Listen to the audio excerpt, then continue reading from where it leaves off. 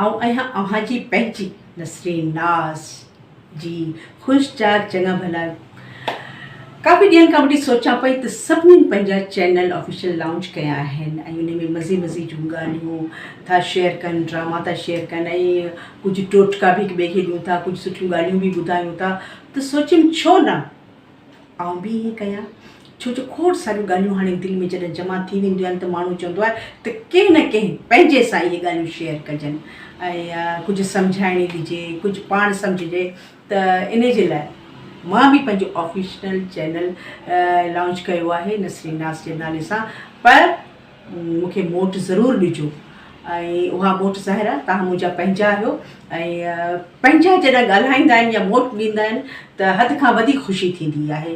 इन में तव्हांजी मूंखे राय बि खपे त कहिड़ियूं ॻाल्हियूं कयूं, जेको बि तव्हां हुकुम कंदो त मां उहे कंदुसि ऐं मूंखे तव्हांजी राय जो इंतज़ारु हूंदो।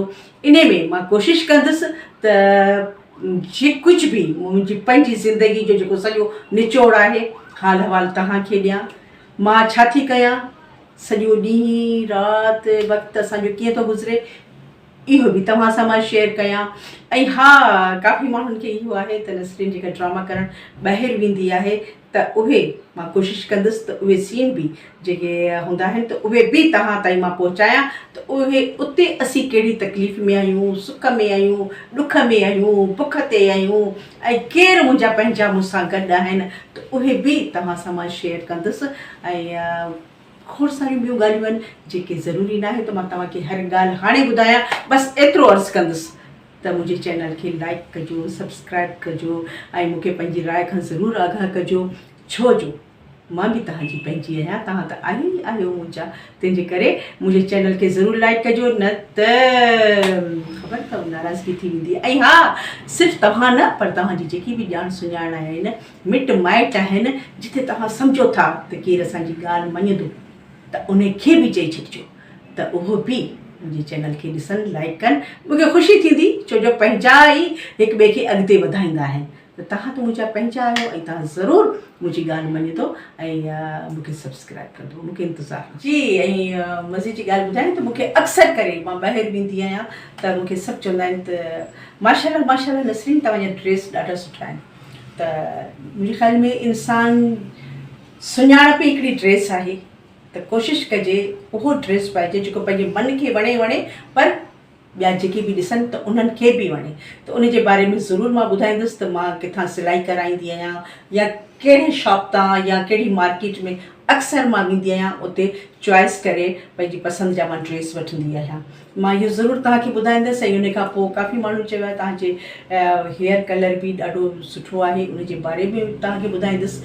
ऐं ॿियो इहो ॿुधाईंदुसि त मुंहिंजे ख़्याल में सुठी ॻाल्हि इहा आहे त इंसानु पंहिंजी शख़्सियत जे बारे में ॿुधाए त तव्हांजो वक़्तु कीअं गुज़रियो, तव्हां जीअं इंसानु हिन दुनिया में अचे थो, ॾुख सुख लाहा चाड़ा इहे इंसान जे मुक़दर में आहिनि।